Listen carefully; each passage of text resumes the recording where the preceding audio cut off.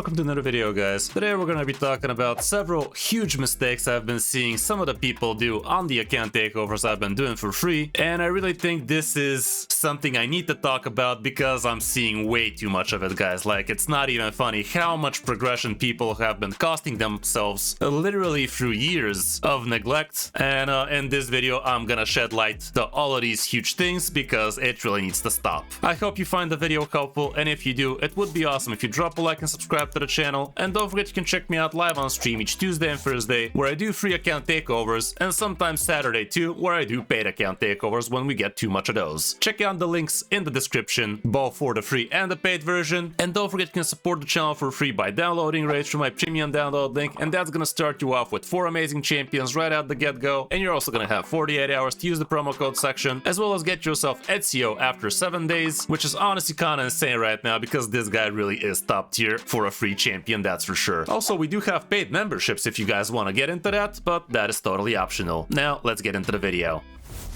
So the first really huge mistake I can't believe people are still making is ignoring faction wars completely, like literally completely. Last week I had 2 different accounts which both had stage 1 0 stars on several factions for no freaking reason, guys. Like, I know faction wars does look scary, I know it could look intimidating, but why the hell would you not be doing faction wars even when not having any champions, guys? Like, literally it takes 5 uncommon champions to finish faction wars stage 1, dudes. I'm not even over exaggerating right now. I don't have 5 uncommons to show you what I mean, but it literally takes 5 uncommon champions. Heck, doesn't even have to be 5. Like, you could literally just bring 1 uncommon champion and give it some semi-decent gear, and that alone is gonna actually allow you to progress through faction wars 1 at least. Like, here, these are all ungeared, they don't even need to be leveled, but you can literally just do this and farm yourself rank 1 glyphs on daily basis. Like, why wouldn't you do this, guys? There's literally no reason not to be doing this. Right now I'm obviously not gonna finish this because I want to be farming my faction wars horde,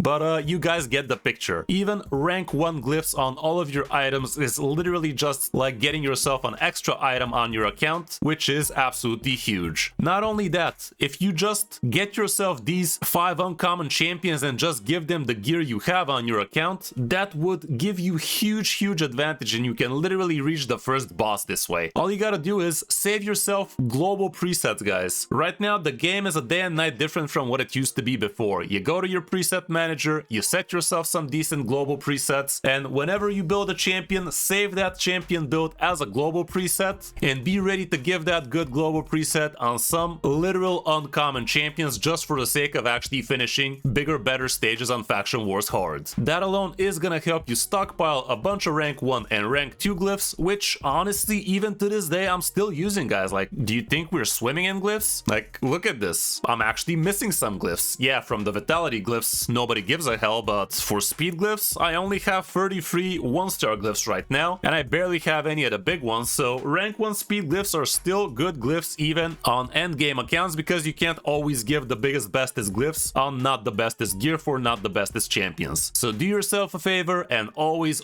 use your faction war keys. Doesn't matter how low it is, as long as you have a single level 1 rank 1 champion. If you give it a few decent items, let's say from your Kale, that is gonna be enough to at least farm rank 1 glyphs, and heck, even perception gear materials, which again is gonna be the life and blood for your account early on. Half your champions are gonna get built into perception gear, trust me, I know. I've sold probably thousands of perception gear at this point, like for real thousands, and even to this day you get to see how impactful perception was for my account, because half my mediocre champions are still rocking a bunch of perception. Look at this, insane, so many perception, insanesies. So yeah, guys, never ignore faction wars, always use up your keys, and your account is gonna be progressing much better than it is. While we're on that subject, Curse City is just as big a deal if you guys are ignoring it. Like, at least do yourself the normals, guys. The normals really are not that hard. Look at this, a bunch of level 80s. Here, just uncommons is not gonna get the trick, but sure, surely you at least have one champion that can handle a little bit of this thing, right? Like, it doesn't take that much. Yes, it is restricted content, but as long as you have a couple of level 50s, heck, a 50, a couple of 40s, something along those lines, again, go to your champion presets, build those champions to the best of your abilities, and you will be progressing at least some levels from Curse City, and that is gonna give you all sorts of different goodies, but most importantly, you really need to start farming yourself the Merciless and Supersonic gear. This is not as new player oriented, but yeah, as soon as you have at least a chance of finishing some of Centranos, do your best to finish as much as you can, guys. Like,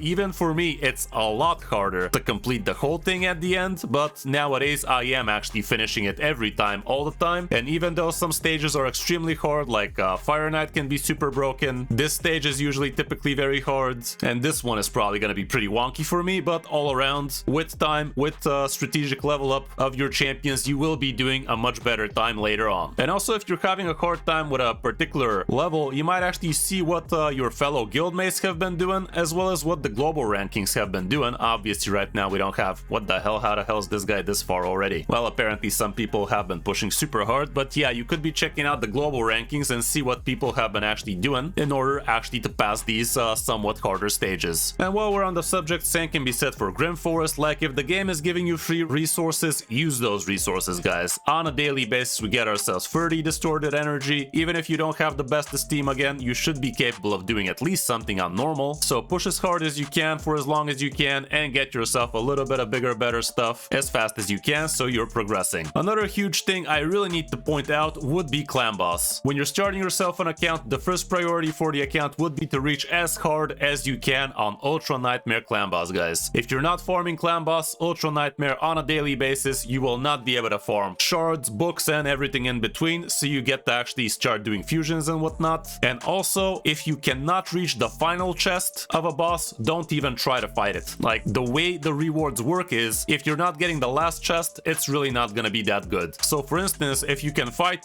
Ultra Nightmare and reach Celestial chest, which is the second best, it would actually be preferable for you to go for the Nightmare boss instead, just to get the ultimate chest, and the Brutal Clan boss just to get the Grandmaster chest, because the rewards from the second best really are not as good. The drop rates are horrible, the things it drops is not as good, and so on and so forth. So the best thing you could be doing if you're barely able to do Ultra Nightmare would be the 4 key to get yourself the biggest chest, but if you can 3 key it, then you trickle down and get yourself a 1 key from Nightmare, and so on and so forth. I'm at the point where I get the 1 key all 4 clan bosses on a daily basis, and that really gives me a massive boost from shards, books, and all of that good stuff. Another really important thing here while we're at the clan boss section is, again, for Hydra, try to do as much as you can on Hydra, guys. I know it's a pretty confusing battle, but Hydra gives you very amazing rewards, like getting yourself protection gear, getting yourself stone skin gear. That is no joke, and it also drops you a good amount of mortal coins, clan currency, and all of that good stuff. So very worth it. Again, I know it's a very confusing battle, but watch yourself a few guides, try to build the champions to the best of your abilities, and try to do some big things over there, because you are missing out on a ton of amazing end game gear. Each week you're not doing Hydra as hard as you can. It does take a while to get yourself a proper roster, like it does take literally 18 amazing champions to actually do well on all 3 of the hardest stages, but once you get the hang of it, it's gonna be just a 1 key on each difficulty with ease, but it really does take a little bit of time and effort until you start doing that. Same can be said for Chimera. Do not ignore Chimera. Like, I've seen accounts fight freaking brutal and hard Chimera while they are literally having things for at least Nightmare. Like, I'm not even joking. Nightmare is definitely not an easy task, but if you have the champions, all it takes is a little bit of smart gearing and a little bit of strategizing, and you could start doing some insane things over there. And the last thing I want to talk about is going to be coming down to your items. So many people really don't get how they can be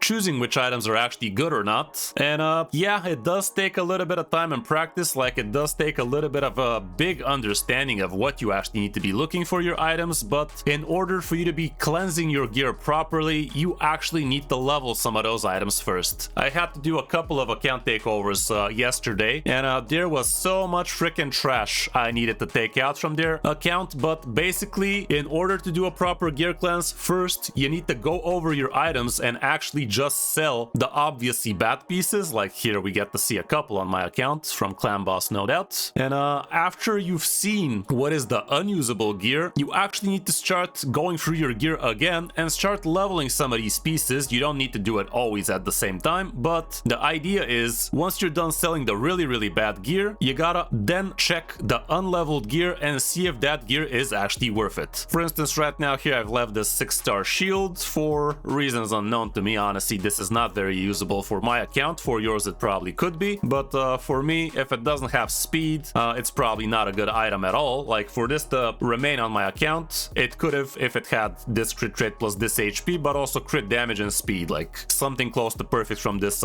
basic set is very needed for me to actually hold on to it. Same can be said for the crit damage. Here we actually do have some pretty proper stuff, so if this thing rolls a good amount of crit rate, I would keep it. But for me to know if this is a good piece or not, I need to level it at least to level 8, guys. Sometimes even just to level 4. Like for instance, if I start leveling this and it goes to, let's say, double accuracy, that would not be good, but let's see what it rolls. And here we see what it did. It's kind of acceptable for my account. Honestly, I'd probably be better off selling this, but for now I get to keep it. Maybe I get to put it on an HP based nuker at some point, but it's not definitely gonna be a top tier nuker because crit damage set is really not top tier. What I'm trying to say is you can't know if an item is a keep or a sell until you actually put in a few levels into it. It really took me over a year to start understanding this, but it also takes a little bit of time for you to actually get the silver required for you to be able to actually test your gear like this. But yeah, nowadays, before I decide if an item is a keep or a sell, I need to put a few levels on it. If it rolls poorly, I sell it. If it rolls double on a bad substats, I get to decide if I want to use some chaos ore on it. For instance, this item, if it rolls a couple of crit rate, that'd be amazing. But if it rolls this, I'm not gonna use ore on the cruel set. I'm just gonna sell it in this case and not look back. But as you guys saw, that item did actually look very promising until it didn't. So yeah, for the basic sets nowadays, you just do it like this. But for the more important sets, like let's say protection, merciless, that kind of stuff, you will want to actually level any piece that has some potential. For instance, this is not going to be a keep on my account no matter what it rolls, but what I would still do is level it up to 8 and see if maybe it lands on red. And if it does, I get to decide. Maybe I roll it up 12. If it lands on red again, I could decide to rework it. Let's see, it didn't, so now I'm just gonna sell this piece. But if it did roll like double red, triple red, it's definitely gonna be usable for ore, whereas now again it's just a sell. This is not gonna be a detailed how to do your gear cleanse kind of deal. I do have videos about that, but still, this is kind of what you should be thinking about when deciding what would be a good piece and what would not be. Like, you really gotta have a decent plan in your head. How does a certain piece need to roll for you to actually be happy with it? For me, nowadays, if it doesn't have a lot of speed, if it doesn't have a lot of crit rate, it's probably not gonna be a keep. You know what? While we're here, let's blast out